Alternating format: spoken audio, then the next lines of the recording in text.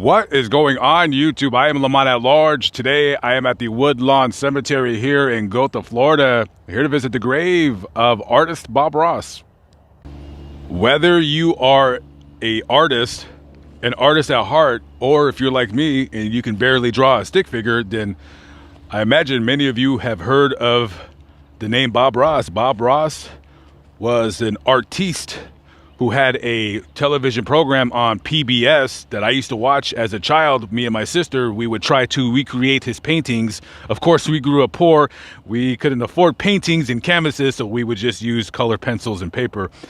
My sister did quite a bit better than me because she's an artist. Not so much. And it was on his television program, The Joy of Painting, is where he basically became a cultural icon. I did not know this before coming here, but he was actually a military man. He retired from the U.S. Air Force 20 years. So it's amazing to me that somebody who's an artist at heart, usually artists, they don't live those kinds of rigid lifestyles that most people, if not all, live when they join the military. So I was quite shocked. He took over for Bill Alexander, who had a television program on PBS called The Magic of Oil Painting, and he took over for him in the early 80s. And he turned his love of art into a $15 million mini art empire. He sold art supplies, he did consultations, all that kinds of stuff. And, so let me tell you, he's also one of those guys that as a kid, you grow up, you watch Reading Rainbow, you watch Sesame Street, Bob Ross, of course, all these programs geared towards children. And then as you grow up as an adult, you kind of forget about them and they almost kind of disappear. Of course, you see him in internet memes and what have you. But I did not know that right after he left the television program, he developed lymphoma, and sadly that is how he died. He died on the 4th of July 1995 at the age of 52. Very, very sad to gain that amount of fame and fortune. Also, doing it while doing what you love to do. That is the American dream, and he sure lived it.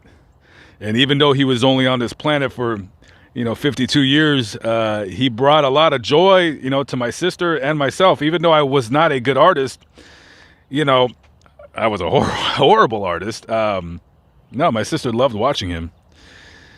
And I just remember the white guy with the afro. Reminded me of myself when I had hair. And as you can see, there's small paintings. Yeah, very, very sad. Bob Ross says, "We don't make mistakes, we make happy little accidents." When he was painting, sometimes I would remember in the, watching the TVs, it's like when he was painting, he would like make a mistake and he would just kind of like, oh, it's okay, that could be a cloud. This guy was, you could just tell just by watching watching him on TV how happy he was and doing what he loved to do.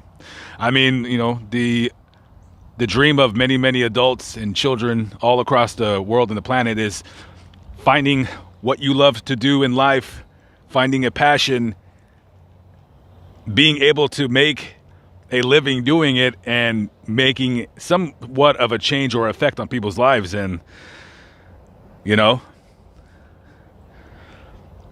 just very awesome. Sad that he died so young, yet awesome that I can come and see his grave, because I wasn't going to come to Florida without at least visiting a man who had somewhat of an impact as the other television programs I watched as a child growing up in my life.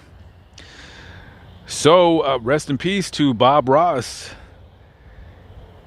And if you want to pay your respects to him at the Woodlawn Cemetery, it's easy to find him when you're driving around. Even though the cemetery, it's one of those memorial parks where all the markers are flat, you simply only need to find these statues over here, and then he'll be on the road right here. All right, guys, I'm out of here. Rest in peace to the artistic legend himself, television artist Bob Ross. Lamont at Large, I'm signing out. I will see you on the next vlog. Be good, guys. Peace out.